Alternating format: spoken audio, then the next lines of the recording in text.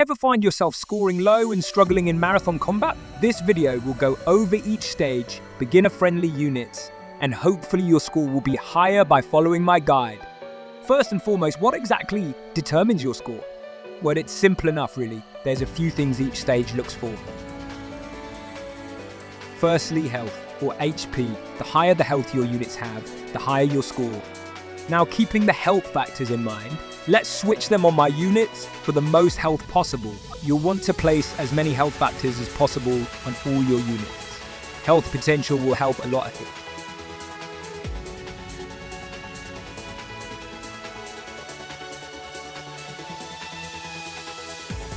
Starting our turn here, let's go over why I chose the Tori here. If you have enough of her limit unlocked, any skill she uses will make your units immune to weak. For stages with red units and EWOW, it helps him avoid having weak so he can keep tanking. We'll start by choosing Juzo for death mark as many times as we can each turn, especially before a unit is at low health, so he can trigger his counter. Now, as you may have noticed, my Juzo seems to be doing too much damage here to get off his death marks. This is due to him being at 6 stars. However, there is a way to fix this, and the low score I'll probably get. Tanks such as EWOW or Shu help out a lot, and you will want to run at least one of them, if not both, in each stage.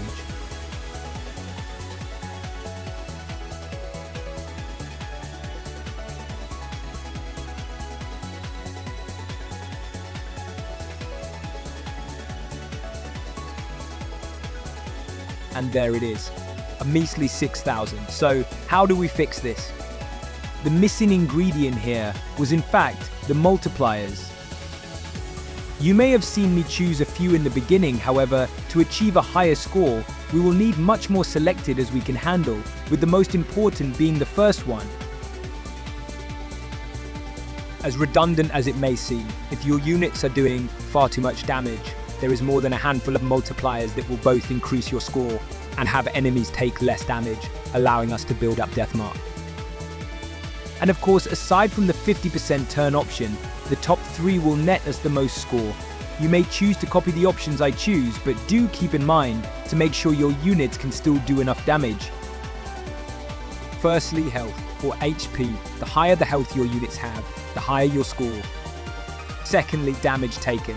You will want to avoid taking damage, or make sure as many of your units have not taken damage before the stage ends.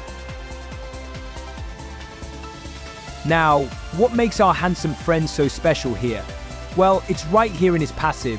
Whether he is in the front or in the back with his potential unlocked, he is a key player to achieve higher scores to take less damage. Thirdly, our star attraction Juzo. His death mark ability, once applied, will help build up bonuses, making him the most valuable unit for marathon combat. Now, with these 3 things in mind, it's better to show and not tell, as they say, so let's hop into a stage. Starting with the easiest stage in my opinion, Banjo, who just happens to be the first one. As we enter the stage here, you may have noticed the enemies have went first. This is because we chose the enemies start first option. Do not fret, as our good boy Juzo will help us out here. It's the same formula here, just with tougher enemies.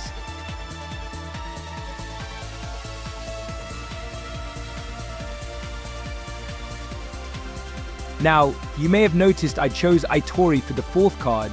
This is actually a tactic for stages that the enemy would weaken EWOW in.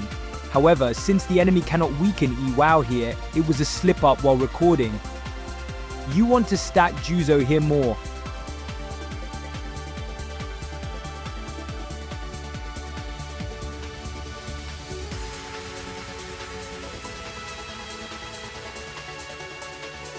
For our second turn here, we will want to follow the same method, however, delaying it as much as possible and stacking as much death mark is what we want to go for. However, as you can see, my Juzo was feeling frisky today, so we'll instead go straight to the scores.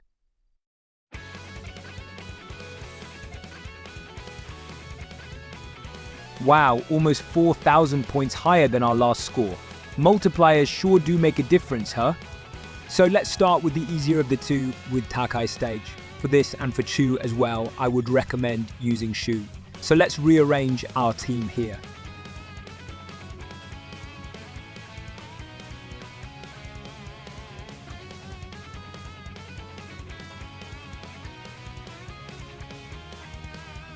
then. Much better.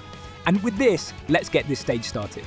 Now, as we enter the stage, if you've picked the option for enemies to start first, you will notice that they do quite a bit of damage, and that Tiki attacks the entire team.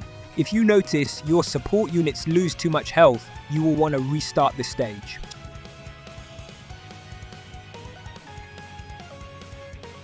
With our much better starting turn, we'll be following just about the same formula, but making sure we use Shu, then Iwao, so that our team will be shielded from TK, and the Iwao will take the single target attacks from enemies.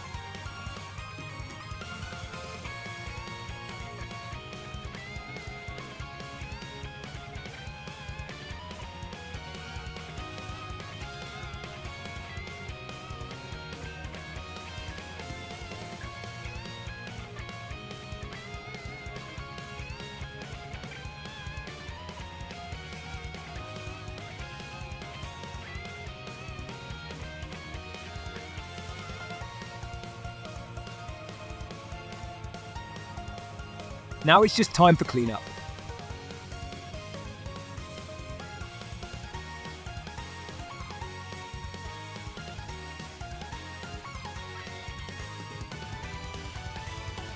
Future McBurn here just to state that it would have been better to use one Juzo, then another unit to trigger the follow-up. Other than that, we have reached almost 10,000 again. Nice! Now for undoubtedly the hardest stage in Marathon, and you'll see why here in a moment. And as you can see, Yuta has taken quite a bit of damage, so unless he heals every turn, or has not taken as much damage as we saw there, restarting would be a good idea. And with a much better start, we will do just that. It's the same formula, and we'll try to just complete the stage with as many stacks as possible. Remember, start with Shu followed by Iwao. We do not want Shu being attacked as we want Iwao to counter them. However, using Shu by himself is fine if you are confident he will not die. Now, you may have noticed his henchmen randomly dying. This isn't a bug, it's actually intentional and makes the stage easier to deal with. They have a chance to die every time they attack us.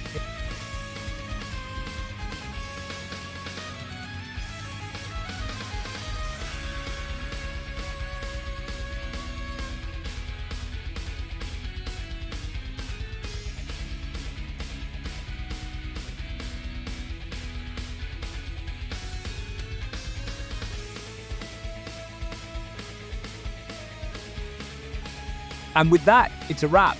The score we got is actually one of the better ones for this stage. For Rise here, it's a rather straightforward stage, and we'll be switching back to Itori to avoid weak on Iwao, so we can keep countering her beefy goons.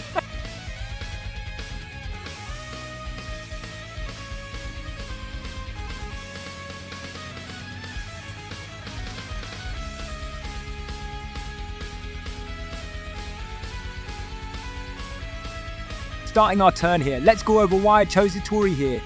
If you have enough of her limit unlocked, any skill she uses will make your units immune to weak.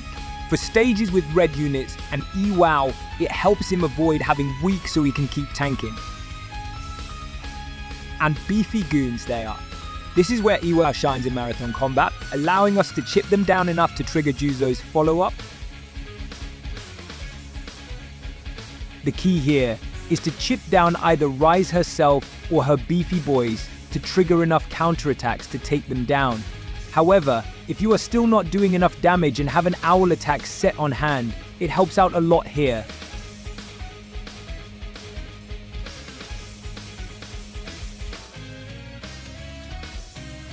Here I am using Juzo first to make sure he follows up that turn, followed up by using Iwao to pick off a beefy boy and trigger Juzo enough for mowing time.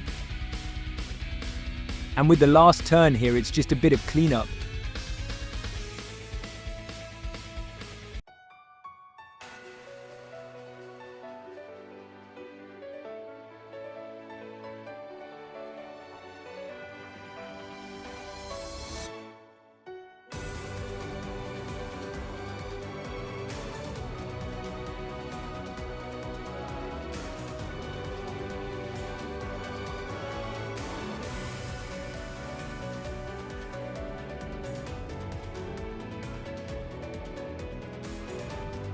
almost 10,000 again.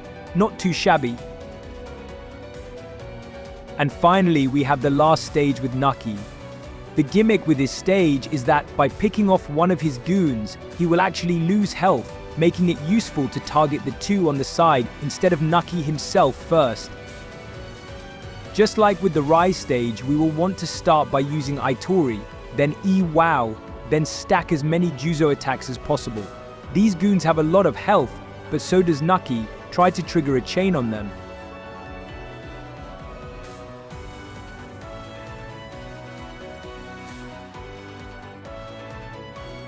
This stage can be quite annoying depending on the setup. However, no matter the team, the easiest option is to chisel the units to the left and right, getting them low enough for Juzo's counterattack, as Nucky loses health whenever they're defeated.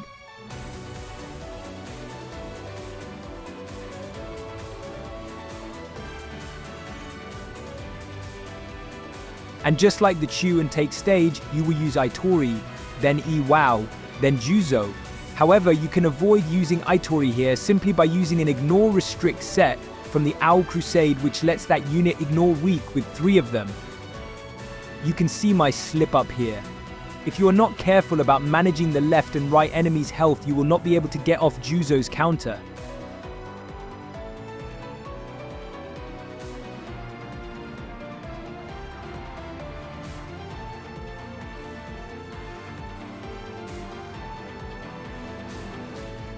And there you have it. Each stage was over 9,000, and that's a solid 48,000 in our pocket. And with that, I do hope my guide was of at least a bit of help to any of you. Just remember the 3 golden rules, with post-editing McBurn here saying there's actually 4, but let's just roll with it. Rule 1. Make sure you stack as much health factors and potential on your units as possible. Rule 2. Take the least amount of damage as possible. Shinohara is a must with his potential unlocked. Rule 3. Juzo and his death marks. Stack them up and mow them down.